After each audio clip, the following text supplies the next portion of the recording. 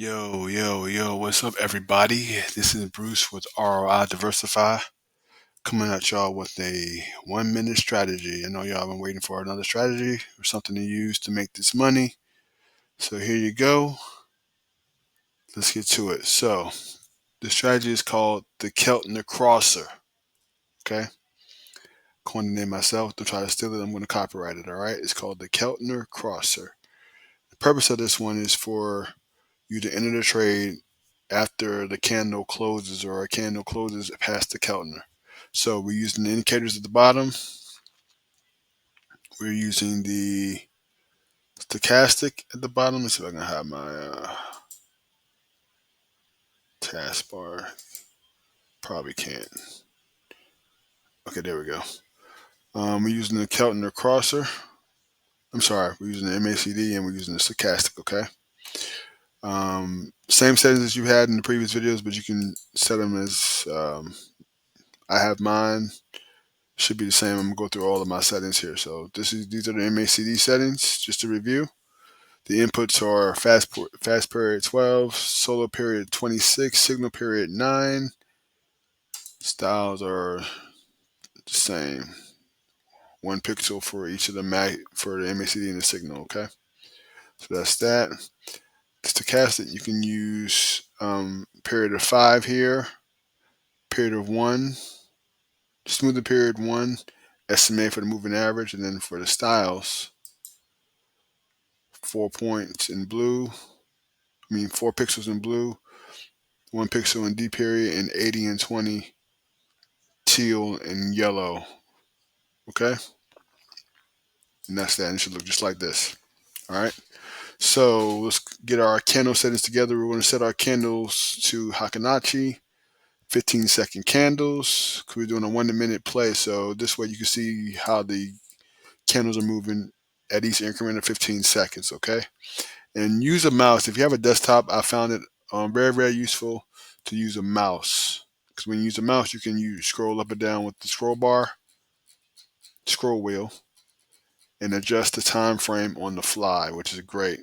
Doing it with the touchpad on your laptop, it can be a little bit difficult. You can't squeeze as quickly as you can with the mouse. So if you don't have a mouse and you have a laptop, get a mouse. Okay, it makes your life a whole lot easier. All right, so let's see. Okay, so I want to go to American Express to see what it's pushing. Okay, so you see how that one crossed. We're going to wait for an opportunity when it's coming back down.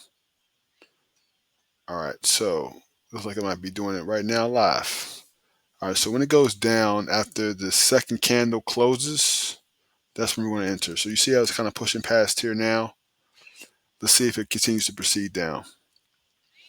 If it pushes down past the Keltner line, which is the blue line here. Okay, I'm sorry. I didn't even go over the Keltner settings, but I'm going to give you a demonstration real quick. See, it's pushing, going down for 1 minute.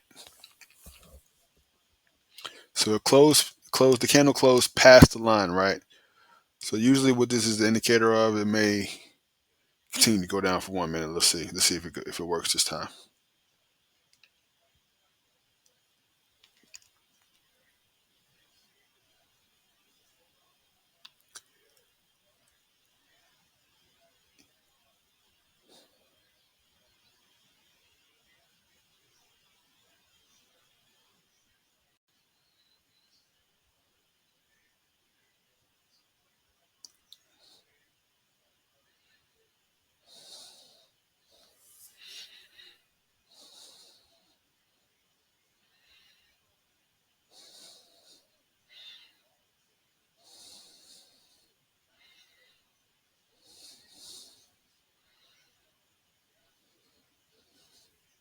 Boom, got it, baby.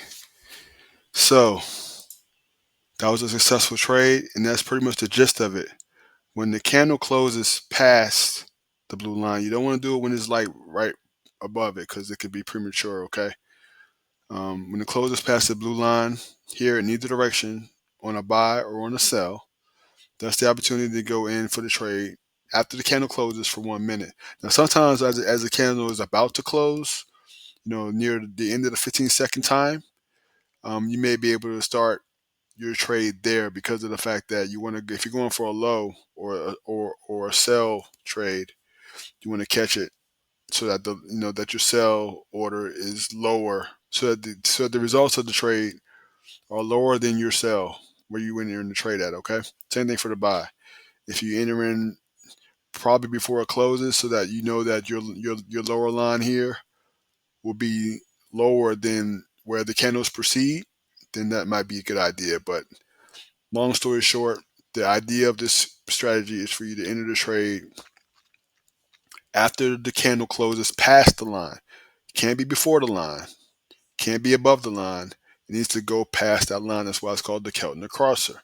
Make sure it crosses and closes. Real simple, okay? It's about 80%, 85% successful. No strategy is 100%. So if you're looking for a strategy that's 100%, you won't find it. You will lose some trades here and there, but the goal is to have more wins than losses. All right. So that's the strategy pretty much. Try it out. But let me give you the other. Let me give you all the settings real quick. Okay. So again, your candle timer should be set to 1. Your trade timer. This is your trade timer. It should be set to 1 minute. And if you don't have it set by default there, you can click on 1 minute there and it'll set it like that. Okay. Click on M1. I don't really use what this does. If you click on the flag here, what that does, it kind of just um, it goes through your real time. So let's say if you enter the trade now like this, the candle will close or the trade will end on the 59-second mark. So you see right here where it's 29, 31, 32, 33. These are the seconds, right? Your trade will close at the end of that when it hits that mark. So it's like the finish line. I don't like to use it. I mean, it's okay, but I like to have more control over my trade. So I'll just do 1 minute when I'm ready to enter the trade. All right. So that's that. Let's go to the Keltner settings. I'm sorry, I didn't go over that real quick.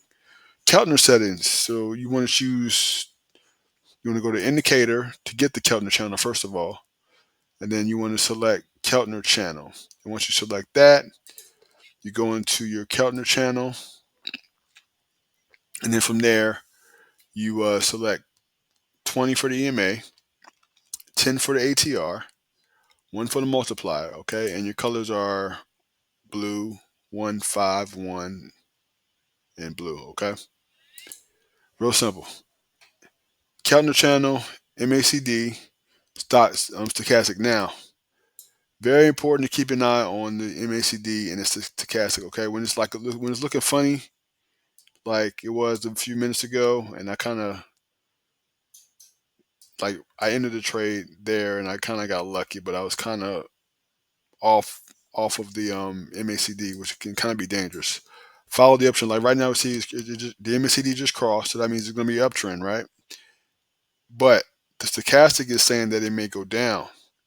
Okay, the stochastic is going off of what it thinks it may happen, but you can still try. You can still kind of trust it. Just follow the candle and look at the MACD. The MACD is still crossing and pushing. So wait for it to cross, and when it crosses and closes, I'm going in on it. But right now, you see the stochastic is saying that hey, that candle might go down. That's what it's saying. When it's over the 80, that means that the market may go back down. But when it's below the 20, that means that the market will go up. So keep an eye on the stochastic when you're about to enter a trade.